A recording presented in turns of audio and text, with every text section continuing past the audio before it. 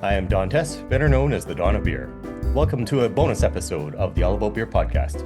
On the All About Beer podcast, we take a deep dive into one topic in beer. In this bonus episode, we are going to talk about thiolized flavor from advanced hop products. But first, please visit allaboutbeer.com and follow us on social media at allaboutbeer. And please visit allaboutbeer.com/support to support this show and others. In the last bonus episode, we talked about how advanced hop products can actually help brewers solve problems. Whether that's creating new flavors, improving yield, or reducing costs, hops are no longer just an ingredient, they are a tool. In this bonus episode, we talked with Hopsteiner and NoDa Brewing Company about how NoDa was able to use new products to achieve a unique flavor outcome. But first, if you would like to help support the All About Beer podcast, please reach out to podcast@allaboutbeer.com. Before we get into this bonus episode, here is a word from Hopsteiner. This episode is brought to you by Hopsteiner and Elora hops. If you're looking for the next breakthrough aroma variety, Elora delivers. With 5 times more bound 3-MH thiol precursors than Cascade hops, Elora gives brewers incredible potential for unlocking vibrant tropical and citrus character at an affordable price. Add in a unique oil profile featuring over 50% celanine, and you get expressive notes of peach, apricot, yuzu, and sweet melon. Discover otherworldly flavor with Elora. Shop Elora and other hop products at shop.hopsteiner.com. Chad Henderson is one of the founding members of NoDa Brewing Company. He started as the head brewer and became co-owner in 2014 after the company's 3rd year anniversary. Chad's focus with NoDa Brewing Company has been to produce exciting and consistent beer varieties while also looking at increasing brewhouse and production efficiency. Chad's innovation and product utilization have contributed to multiple awards and increased sales, as well as inserting new styles into the market without jeopardizing NoDa's current portfolio. Steve Brott has enjoyed a long and rewarding career in craft brewing, beginning in 1989 at the newly opened Free State Brewing Co. in Lawrence, Kansas, and now extending into the supply side as regional representative for Hopsteiner, where a lifelong passion for hops gets a chance to grow in a new direction. Steve has established and maintained a strong relationship to the brewing community as brewer, beer judge, writer, and through service and leadership in the Brewers Association, Masters Brewers Association of the Americas, and Kansas Brewers Guild, as well as other organizations. Welcome to the show, Chad and Steve. Thank you for having me. Thank you. Yeah, this is going to be fun. We get to nerd out on hop products. But My first, favorite Chad. subject. Chad, tell us a bit about NoDa. I have to confess that I'm not that familiar with it. So, history of the brewery, but then also your own personal history, background in brewing and all of that. Yeah, absolutely. So NoDa Brewing Company started in 2011, late 2011. We're the second oldest still operating brewery in the greater Charlotte area. And we have kind of been renowned for kind of keeping our finger on the pulse of like what's going on in the culture immediately around us, and then also internationally and nationwide, and just progressively growing a lot further than we thought we were going to. So NoDa itself is named after a neighborhood in Charlotte. I never get mad at anyone thinking that we're from North Dakota. Like, I get it, but NoDa stands for North Davidson. It's a neighborhood right outside of our downtown. That's essentially an arts district. And when we opened up in 2011, we assumed that we were just going to be a local only, as in like our own neighborhood only place for distributing beer and everything like that. Started out a 15-barrel brew house, and we're like a tap room, and then just the surrounding bars is basically all we're going to be able to service. And we quickly realized that there was a much bigger demand than we thought, and Charlotte was prime at the time for that. Charlotte for a while was kind of like the slow horse to the race in the North Carolina scene. We already had Asheville and the Triangle area kind of being more enlightened for a lot of the craft beer scene and whatnot, and Charlotte was kind of slow to get to that forefront, even though it had the highest population and the highest amount of like money insurgents and stuff like that. But it was such a banking town and a NASCAR town that it took a long time for the influence of people that were commuting outside of the state to come in and be like, why isn't there more local breweries around here and everything like that? And so a lot of homebrewers, including myself and the co-founders of NoDa, basically were getting tired of not seeing good representation on our own local front for the stuff that we enjoyed. And myself and Todd and Susie Ford, who are the founders of NoDa, decided to start everything out to make a brewery that kind of encapsulated what we were excited about. And when we opened up, there was only one other brewery in town, Old Mecklenburg Brewing, which is a great brewery, but they kind of focused for the majority of their history on traditional German style beers. And Mm. so we were kind of going with more of a West Coast and experimental style. And it quickly grew way faster past what we were trying to anticipate when we opened up. We quickly grew and ended up getting a couple of major medals and everything like that, and kind of played catch up for the first several years after opening up. So we never really intended to be a large scale brewery, but at the same time, we were kind of built out in case that was to happen, and thankfully that was the case. Yeah. I've been with the brewery since the very beginning. I was a home brewer in college and into post college, where I was in the medical industry, and fell in love with the whole concept of craft beer while I was in college. And was really annoyed that I fell in love with that industry while I was in track for doing a completely different industry. But that's what I really fell in love with, and I understood that what your career should be isn't just what you're interested in, but it's what you're passionate about. And so I used every avenue I could to get into craft beer, and then met Todd and Susie, and had already been working to try to make some sort of a brewery happen for a while. And when Todd and Susie decided, who are about a generation older than me, they're not old; they're just older than me, and so they're at a different part of their life than I am. And they, they had stuff like 401ks and retirement saved up, and they decided that they wanted to invest their entire life savings on doing a joint project to do something that I actually enjoyed and believed in. And my name kept coming over to them as a person to be a brewer, and they already knew me, and we already kind of agreed on what we wanted to do as far as a mission statement and everything like that. And so they invited me to be the brewer, and I walked in right behind Todd on the first day, walking into the building for the first time. And on our third year anniversary, they invited me to be a co-owner. So I'm employee Oh, number wow. one, and I'm the third co-owner of five co-owners, and the other two co-owners are literally the sons of Susie. So it's very much the way mom, pop, kids, and the adopted son being myself organization. And yeah, it's been fantastic from the very start. So a lot of hard Yeah. work, but I wouldn't trade it for anything. Yeah, that's cool.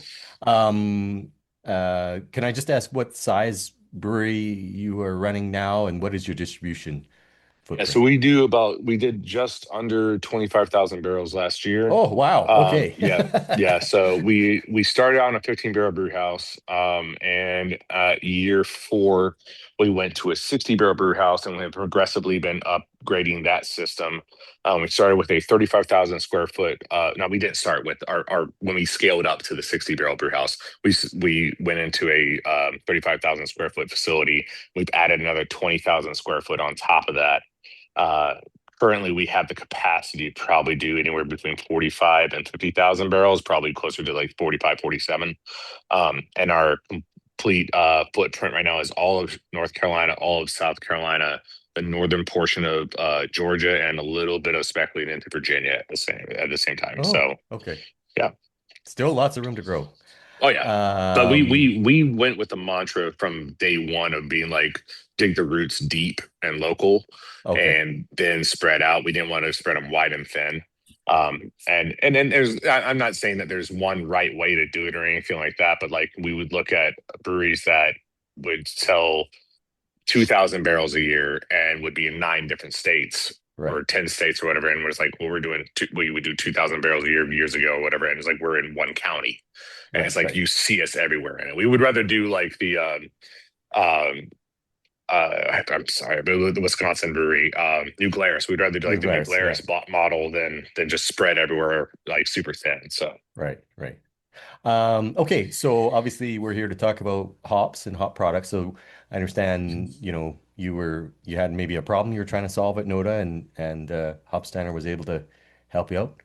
Yeah, so it was less of a problem that we had at NoDa, and more so just accepting the fact that the industry has a problem with IPAs. Okay, Um, yeah, and I'm not going to the disagree with you, by the way. The yeah, so well-known IPA problem in craft yes, beer. Yeah. 100%, and it's not anything wrong with the style of IPA or anything like that. It's not IPA's fault that it became extremely popular. It's just is what it is. People really like the diversity that you get from IPAs. There's I think it's the style that has the most clean, obvious idea of what it's supposed to be, but the most variant like idea of like what it can be. So uh, regardless of where you try to fall on that line, you still fall into the same issues of having really high expensive product being hops and having really high saturation levels, which then also result in really low efficiencies. And so you have to price it really high in order to make any sort of profit off of it, which then also alienates it to people that are new to the category. So this wasn't a NODA problem. This was an industry problem. This is Mhm. just what it was. And, we had experienced it throughout the board. And we get kind of pigeonholed in being like an IPA brewery a lot of times, which I don't think is really fair. We do a really large breadth of styles. There's nothing really that's off the board as far as like what I'm gonna produce. It's just simply what the market wants, and a lot of times the market wants a lot of different IPAs. So we do a lot of IPA variances, but it was getting really taxing to know that we were going to throw so much money in high hop payloads. Even when you're doing modest hop payloads comparatively to other styles, you're still throwing a substantial amount of hop girth into the product, and therefore you're not getting a really good efficiency off it. And we had tried a bunch of different uh, uh, like concepts and brands to try to like squeeze the lemon dry, so to speak, Mhm. and really milk the hop character down to where we could get more bang for the buck. But it never really resulted in a product that was really going to stick and stay, because everyone would just rather just go with the full-fledged IPAs that were our flagships to begin with. And then I came across an article on basically how to make thiolized beers. And I had been interested in thiolized beers for a little while. I'd been introduced to them to it maybe a year prior to.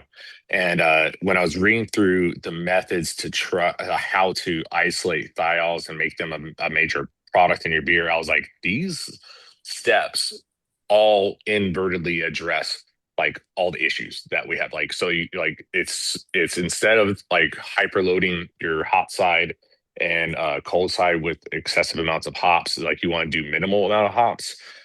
You want to try to utilize the right yeast to really pull out the thiol from the character that you're able to surge into the wort. And in order to surge into the wort a decent amount of thiol, then you need to go into the mash side as opposed to the kettle side. So you're really not losing a lot of volume or anything like that. And I was like, this is a really cool idea. We should totally invest in this concept. Mhm. And around the same time, we had kind of reinvigorated our relationship with Hopsteiner, which we had a relationship with them prior to. But when we were really young, we honestly were just desperate for any sort of hop allocation that we could get. And we realized we started to over allocate a bunch of hops, and we started streamlining what we needed. And Hop Center, no fault to their own or anything like that, just kind of went to the wayside for a while.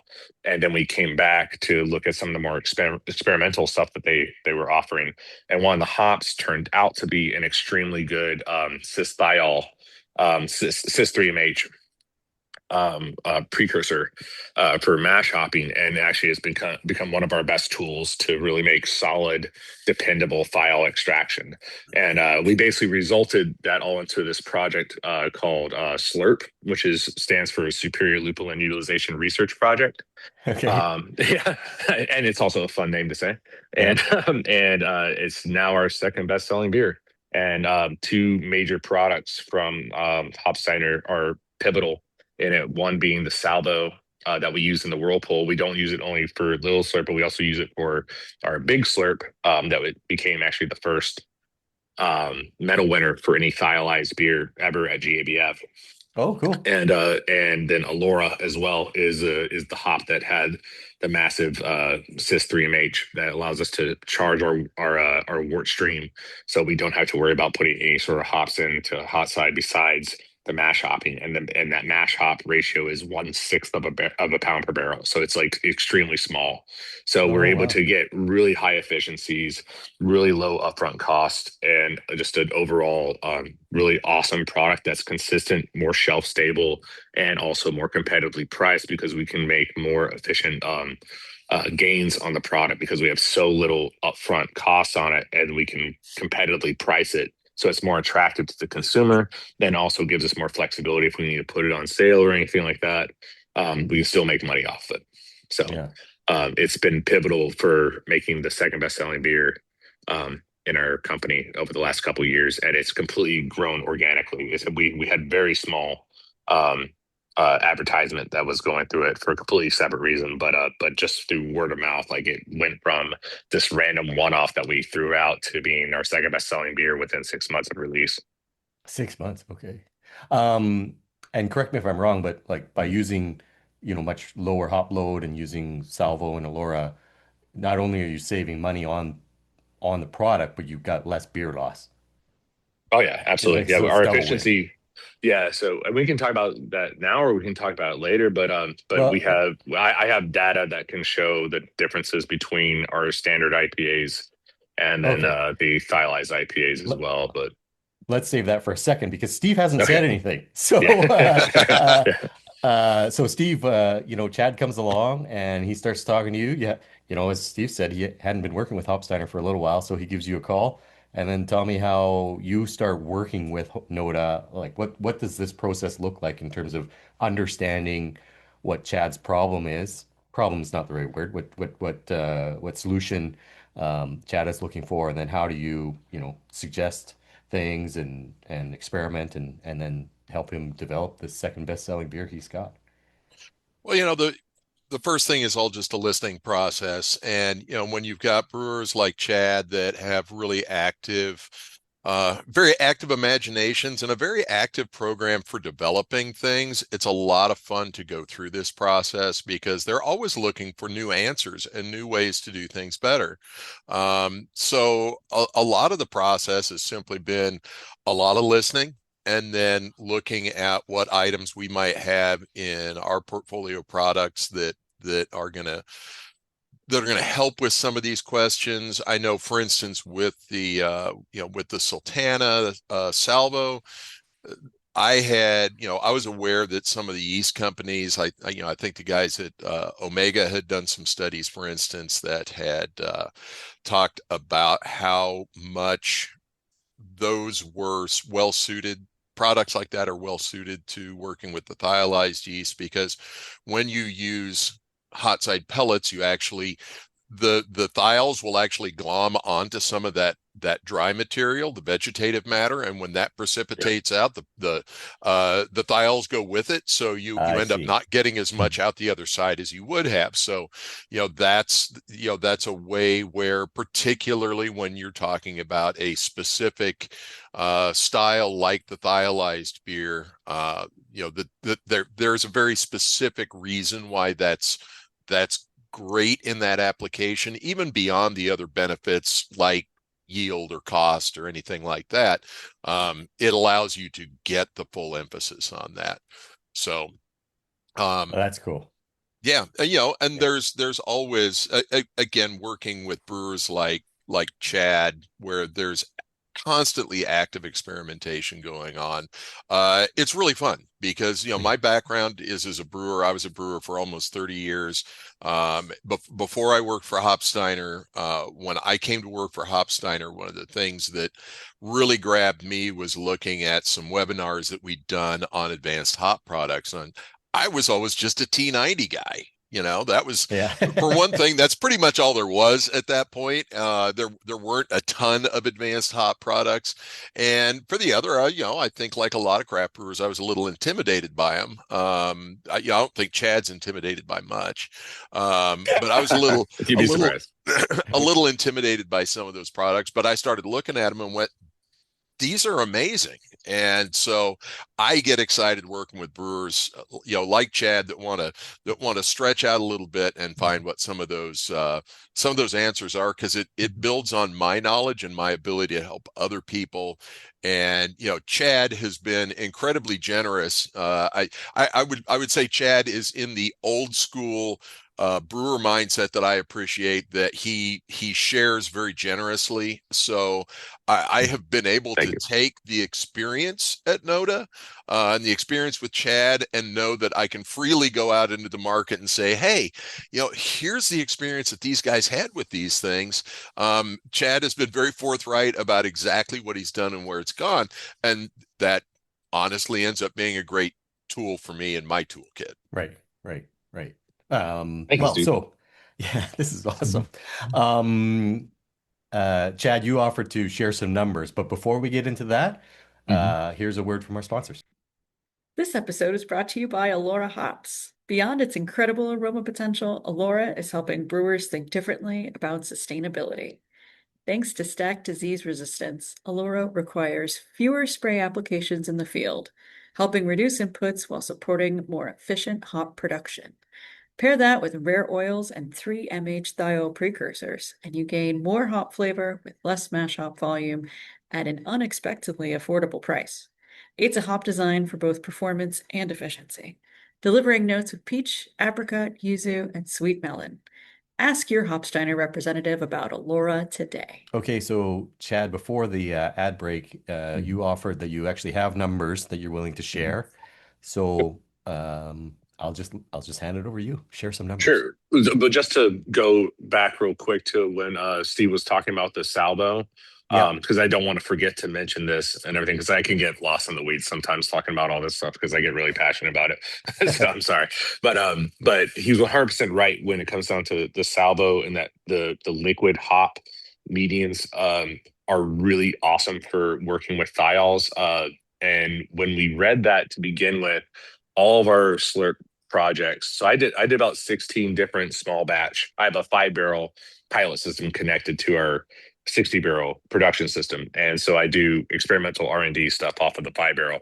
And the slurp, the reason why it was called a research project is the RM and the P. This is we legitimately tested it for about a year and a half. And we trialed out a bunch of different combinations of stuff. And the when we started all that out, we knew we weren't going to need to throw physical hops in hot side, boil, and whirlpool and things like that. But after we got comfortable with doing the slurp stuff and we had established our recipes for that, we did go back and like, let's just play around a little bit further. And we actually did some batches where we did throw hops in the whirlpool and hops like into boil and everything like that. And the thiol character was like minuscule, like exceptionally reduced. So yeah, going with a liquid medium like salvo, it allows for so much of what the salvo offers and also what the thiol offers. So we did one just simply called I think it was called thiol sickle or something like that. And it was like a cold IPA. And we threw about a pound per barrel in whirlpool, and that beer died off on draft so fast, and the thiol character reduced so quickly comparative to every single slurp variant that we did. So that was kind of like proof to the process that like the salvo and other liquid median hops, as long as you're not having a physical hop once you're going into the kettle side and going forward, like you can really capitalize on the thiols. So I just didn't want to ignore that factor. Great. I don't talk about that a whole lot. Yeah, I like that. But yeah, as far as numbers is concerned, the problem with comparing the numbers is that one thing you have to consider with the thiol stuff is that we're not unlike like you can definitely substitute salvo or other hop products from Hopsteiner into your existing IPAs and stuff like that. But if you're going to try to incorporate thiol is such a unique flavor profile. It's going to be really hard to just say like, we have this flagship IPA and we're going to make it thiolized and no one's going to notice. Like it's not, they're going to notice. Like it's not a one to replacement. But we have our flagship IPA is our American IPA called Hop Drop and Roll, right? We never tried to do Hop Drop and Roll as a thiolized IPA because of just the method in which it's brewed. It's just completely not conducive to thiol extraction. But that's our American slash West Coast IPA, however you want to say it. And then we also have our Radio Haze, which is our flagship hazy IPA. Um, and when it comes down to numbers comparatively between those two brands versus our Little Slurp, which is our number two seller and the main spearhead of the whole thiolized hyper efficiency slurp line. And then we have the Big Slurp, which is its bigger brother, which is essentially just another hazy IPA that's 8.5%. The numbers that come off of, let's say for Hop Drop and Roll loses about a sixth of its volume before it leaves the brew house. We leave about 11 barrels of wort behind on a 60 barrel batch, and then we get about 90% efficiency going from the fermenter to the bright tank, right? So altogether, we're looking at a 76 to 79% efficiency from total wort collected in Whirlpool to the actual bright tank. Okay. And then Radio Haze is a 100% extraction from brewhouse because there's nothing that hits the wort stream until it goes to Whirlpool, and then it hits about a 4.5 pound per barrel dry hopping, and therefore it gets about an 84% to 86% efficiency transfer from fermenter to bright tank. So there's that, and then on Little Slurp, we get 100% extraction off of the brew house, and we get 96.5 to 97.2% efficiency off of fermenter to bright tank, which is in line with our lagers without take latency.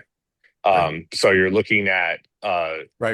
like extremely. You're looking at like the highest amount of yield we can pretty much get without doing like a press filter on it. Big Slurp runs about 94 to 95.5% efficiency from fermenter to bright tank, also 100% extraction from the Whirlpool. If we could tip up the 85 barrel size of Whirlpool that we have on the side, we could get even more out of it, but we draw it out until it's dry. But when you look at those numbers, you're looking at anywhere between 8.5 to 14% increase in efficiency in products. And then when you look at our total hop payload on them, Hop Drop and Roll is about 5.9 pounds per barrel total hop rate, and Radio Haze is right at 6.1, 6.2. Lil Slurp, not including the fluid hops of the Sultana, which Sultana on a Little Slurp batch is 3 kilograms of Sultana Salvo in the Whirlpool, but it's just over 2. It's like 2.05 pounds per barrel total hops on it. And then with Big Slurp, which is 1 kilogram of Centennial Salvo in the Whirlpool, is only 2.5 pounds per barrel total hops otherwise. So you're looking at a third or less of the total hops used, and then you're looking at 10 to 15-ish% better yield on it across the board. And then on top of that, we're looking at better stability too. I feel like every new hop product that's coming out with higher oil efficiencies across the board and across different brands and everything is also influencing better shelf stability. So our shelf stability on all of our Slurp stuff is about a month to 2 months longer than every other IPA that we make. So we are making higher efficiency runs, lower upfront costs, higher efficiency retention to package, and then also longer shelf expectancy. Right. So this is win. Yeah, exactly. And it's addressing it's addressing every single problem that IPAs had prior to. You had low you had to even with like our Hop Drop and Roll, we have to throw a ton of grain in there because we know we're going to have to put a ton of wort into our Whirlpool because we're going to lose 11 barrels on every single turn, because it just turns to sludge after a while. Yeah. So I like this. Using advanced hop products saves you grain. Yeah, absolutely it That's- does. that's- I've actually dropped 400 pounds of grain off of our grain bill for little sort because we get too high of efficiency where you don't have enough room in the bright tank to fit it in there. Which, Yeah. how often do you hear that about IPAs? You know, you Yeah. hear that about lagers, you hear that about like blonde ales and stuff like that. You don't hear about IPAs, and we don't do any sort of high efficiency brewing where we're diluting down Right. the product with water and everything like that. So this is just, like what comes off the brew house is what we use. So it's been extraordinarily useful for us. And it's just we've seen just exponential growth with it every year. And we really are lucky enough that we had the ability to work with partners like Hopsteiner and also utilize our pilot system to really try to dial in and figure everything out. Mhm. Because I think a lot of people have tried thiol stuff and it kind of falls to the wayside because they do it the wrong way or they go too hard on the thiols and they don't Yeah. realize that, like everything else in brewing, it ultimately is a balance. Yeah. And I think we made a product that really speaks to a lot of people's palates and speaks to a lot of people's pockets. No one wants to spend $30 a 4-pack right now. So when Right. when you can see a 6-pack of our 6% juicy hazy IPA that's got this fun stupid label on it that's $9.99 or $10.99 next to a $24.99 4-pack, it's like, yeah, it's a pretty easy choice. So, Yeah. and it's Yeah. not to That's talk bad incredible. about the people that have the 24.95. I understand where they come from on it. Like you gotta do the math Yeah. on everything, but like all these Well, and you steps still make prior those to. some of those beers too, right? Yeah, Like you yeah, still, yeah, yeah. we do. Yeah, we Yeah. absolutely do. Yeah. But that's the thing is like those. That's why they're one-off releases or the seasonals. Yeah. You try to get the hype train behind them, but trying to ride your entire brand off of stuff that's gonna break the bank. It's just, especially in Yeah. the environment that's going on right now with people being a lot more hesitant on buying heavy into alcohol in general. You don't want to intimidate them from it. And Yeah. that's another thing that we do with it is like you'll never see the word thiol or polyfunctional thiol or 3MH or 4MP or anything like that. You'll never see any of that on our cans. It looks like a Nickelodeon slogan. It's like it's just supposed to be fun because I want people to drink this beer because they want to have a good beer and have a good time. I will love to talk to everybody, including you guys, about the science and the process behind it, but the vast 99.9% of the people that buy this beer and keep our lights on and stuff just want to have a good beer. They don't want to try to pronounce polyfunctional thiol. So Right. yeah. Right. You mentioned, even saving money on grain. I'm wondering how using these products affects yeast cropping or anything like that. To be completely honest with you, we haven't seen any sort of negative effect or positive effect on the yeast Okay. cropping, but we have a yeast program here that's mostly propagation level, so we don't do a ton of yeast harvesting, and we use so many different types of yeast. Just timing wise, it gets kind of hard for us to get good data on being able to pull yeast from like a slurp product and then be able to utilize it like immediately afterwards. So we've only harvested maybe a half a dozen times off the Okay. slurps, but we also barely harvest more than that off of any other brand because a Right. lot of Okay. times what we do, we'll just propagate up our own starters and feed in a small pitch, and then we'll feed it throughout 2 days. So most of our brew days are actually like 2-day segments where we'll do a starter, and then the next day we'll hit a 60 barrel batch onto it, and then the next day after that we'll do like 180 barrels on top of it. So it's kind of like a large scale propagator. I got So you. we Yeah. don't do a huge amount of harvesting just because of the variety of yeast that we use, and when I just timing wise doesn't work out too well. Yeah. Okay. Yeah. So Steve, it sounds like Chad likes your product. I'm Uh, starting to get Big fan. the idea. yeah. Yeah. What has Chad not mentioned that you want to talk about, Steve, about these products? I guess one thing I'll just throw in, as long as we're nerding out over statistics, I will point out that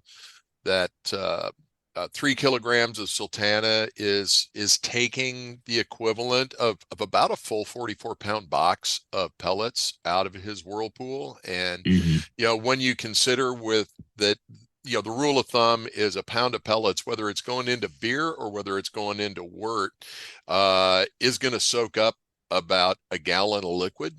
You take out 44 pounds of hops, you're getting almost a barrel and a half of extra beer that's not ending up sitting in a true pile at the bottom of the Yep. tank. Yeah. So, and that's something that whether you're dealing with the thiolized products or you're dealing with any number of other applications where frankly just getting more beer out at the end of the day is a huge win for any brewer, then that's great. The other thing that I would say with any of these advanced products, and we've had a somewhat narrow focus on this because he's had such great success with it, but there's a bunch of other things out there, and one of the keys is to take that careful, methodical approach, and again, that's what I like about working with breweries like NoDa and brewers like Chad, is that they take a very methodical approach to getting these things right. They don't just throw stuff at the wall and see what sticks. They work to find what the right levels are to get that balance of flavors, and recognize that sometimes the yield increase isn't everything, and sometimes the hop character isn't every, you have to go back and forth on where you find the balance of benefits between flavor, between yield. And I always encourage people to just, start small and work your way up to your happy spot with a lot of these advanced hop products. I've been a beer judge for a long time, and I firmly believe that, one of the most powerful memories is scent and flavor memory, right? Mm-hmm. Once you've tasted that because you overdid it, it's really hard to go back again. You're always going to go back and go, oh yeah, no, there's that thing that I didn't like Oh, I when I see. overdid it. So start small, work your way up until you find that point where you've really found the balance of success between flavor and yield that gives you all the answers that you want, and no downsides. Yeah. Yeah. I do want to touch upon Chad, you mentioned Olora. What Mhm. specifically do you like about that variety? And in a world of Citra and Simcoe, how do you find the reception on Olora? I just need to do a PSA announcement real quick that anyone listening to this that's a brewer, you need to use some Laura. It's so great. We have actually kind of it's a funny history because Laura was part of the reason why we kind of started the conversation back up with Hopsteiner. At the time it was 17701. We still actually have one of my brewers that she refuses to call it anything but 17701. We had Hopsteiner rep come in with multiple little test varietals, and I'm like, this is a fantastic smelling hop. And we got a portion of it, and I did a pilot batch of it as a double IPA, and it was like 3 parts Alora, 1 part Mosaic, for like Whirlpool and dry hop and things like that. And we ended up calling it Vampire Walrus, which was a stupid name, but it for some reason got a lot of publicity because of how stupid it was named and stuff like that, and sold really well. And so we scaled it up, and when we scaled it up, I asked for stats on it. And the big thing with the Laura was that it has a compound in it that I might be saying this wrong, but this beta-cylanine that is only found in yuzu fruit, which is Oh, very prevalent in it. It's got this awesome citrusy character, and actually one of my favorite brewers and breweries in the world is Grains of Wrath, out in Camas, Washington. And their brewmaster Michael Hunziker and I were talking last hop selection, and we are like jonesing about Alora and how much we liked it. And he's like, you know what, man, that shit's like American Nectaron. And I was like, that's exactly what it freaking is. It's like a brighter, like more like bright citrusy version of Nectaron. And that Vampire Walrus was a really cool one-off that we did.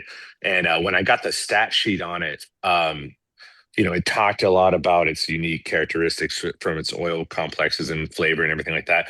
But then at the very tail end of it, which you have to remember, like at this time, we were just starting to scale up the Slurp series from being 16 months worth of pilot batches to now actually scaling up to full 60 barrel batches.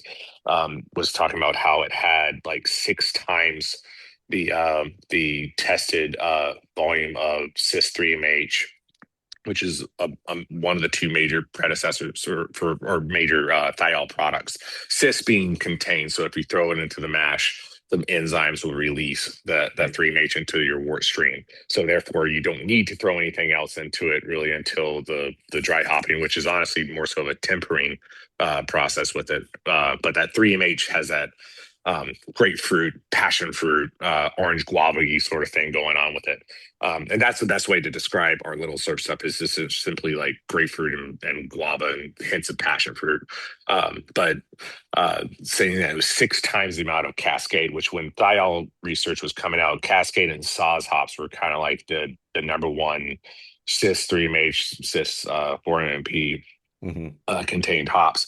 And so I was like, wait a minute, guys, can y'all send me like a ton more of this? Because I really like the idea of throwing 11 pounds of this into the mash for a 60 barrel batch versus 66 pounds of it. So we went from throwing, 66 pounds into the mash to throwing 11 pounds. So like, you want to talk about like efficiencies and stuff like that. We actually did this as just kind of like a morbid curiosity.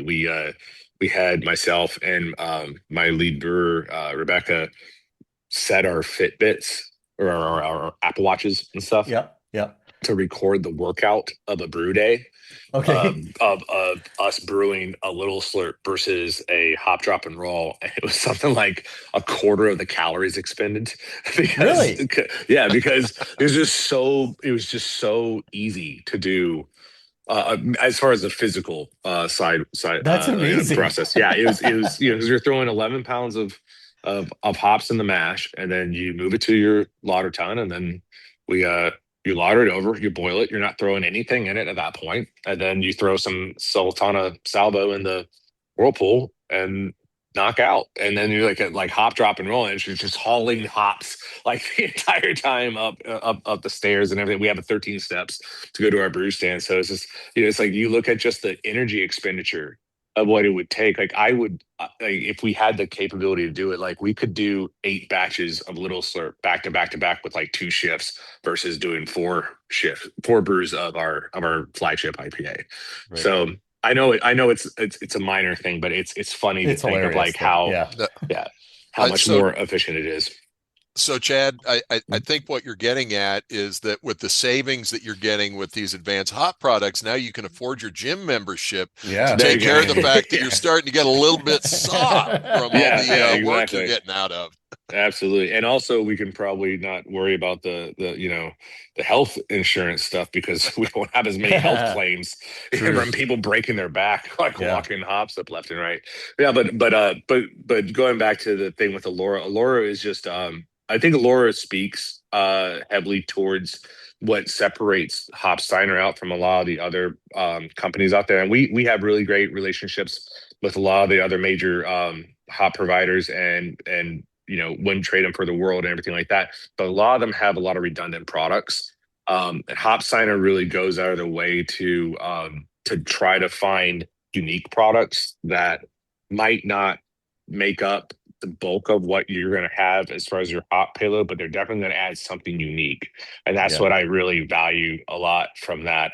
And I love trying out new products that they have in general. On my 40th birthday, almost 2 years ago, God dang, it makes me feel old.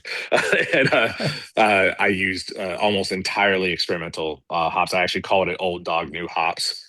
And the majority of them were from Hopsteiner. And Hopsteiner just really does a really great job of cultivating and getting the entire portfolio set up for hops that are completely different than the vast majority of what's out in the market. Because everyone knows what a Citra is, everyone knows what a Mosaic is, but not a lot of people know what a Allura is, and they're missing out because that hop's fantastic. Same thing with Erebus. Same thing with Sultana. There's a lot of really cool, unique hops that Hopsteiner puts out that, perfect example with us with Allura, we went with it originally because we wanted to do a double IPA that featured it heavily, and then kind of accidentally found out that it was a major answer to us making our slurp project even more efficient than it already was, because you already had high efficiency runs off of it. Being able to cut our mash hop down into a sixth of the volume, I mean, like, it just made it so much more profitable across the board.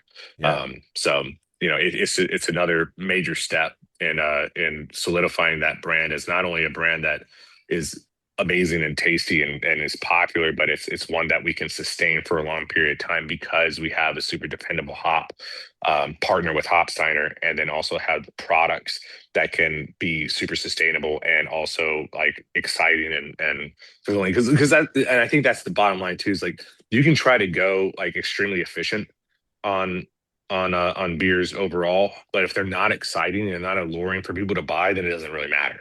So Right. the Hopsteiners got this great uh, blend of being able to offer solutions to issues, but also be exciting at the same time. So if you don't have that excitement factor, no one's going to buy it.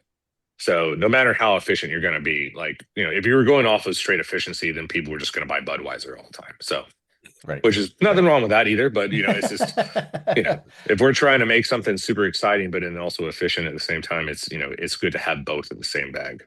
Yeah. Yeah. This was awesome. Before I let you guys go, we'll start with Chad. Share your social media handle so people can see all these cool beers you're doing. Yeah, so just anything NoDaBrewing.com or NoDa Brewing at NoDa Brewing with Instagram and Reels and all that sort of stuff. We have a pretty active social media following. If for some reason you have any questions about any of this stuff, I am an open book. I don't have all the answers, but I will let you know anything that I have found out, because I'd rather more people make really awesome beers, and especially stuff that's in the thiol segment, because I think a lot of people are try it and they get burned out on it and they fold. And I can tell you firsthand, it's worked really well for us. My Instagram handle is at Beer Mad Chad, and so I'll take any questions I can get from that. And if you're ever in the Charlotte area and you want to come by, we're on North Tryon. And if if I'm in the area, you shoot me an email at chad@nodabrewing.com. If you're really into beer science and stuff like that, send me an email and I'd love to give you a tour. It's like one of my favorite things to do. So Yeah. Don't look for you in North Dakota, right? no, not in North Dakota. I'd love to go to North Dakota. I have nothing against North Dakota. But yeah, Charlotte, North Carolina. Okay. Wait, Steve, over to you. wait for spring on that North Dakota trip, Yeah, Chad. Yeah. You can find us at Hopsteiner on all the typical platforms that you'd be looking at. If you want to look at buying any of these different advanced hop products or different new hop varieties, we're at shop.hopsteiner.com. And if you need more information, sometimes looking at things on a web page is great, but having a conversation with somebody about your particular needs is even better. So if you don't know who your Hopsteiner rep is right now, you can always just shout out to sales@hopsteiner.com, and we'll get you taken care of and hooked up. Awesome. Can I speak on that really quick, if you don't mind? Steve has been extremely helpful for every question that we've had. Hopsteiner in general has always been extremely helpful for problem solving. And if anyone is hesitant to try to reach out to their hop provider, no matter who it is, like, you really should, because every single one of them out there, and especially with the group of people from Hopsteiner and my personal experience with Steve, is that like, any question is not a dumb question whatsoever. Like, they are extremely open for conversation, extremely open for like giving you any sort of analysis of what anyone else has done prior to, and it makes the journey of any sort of project you're doing extremely easy, because they want you to succeed as much as you do. Awesome. Yeah. Thanks, Chad. No problem. I think Chad is your number one fan. Guys, this was great. I learned a lot. This was a lot of fun. So thank you very much. Absolutely. Thank you. Cheers. Thanks. Cheers. If you enjoy the All About Beer podcast, please thank our sponsors. And remember to visit allaboutbeer.com and follow us on social media @allaboutbeer. And also visit allaboutbeer.com/support to support this show and others.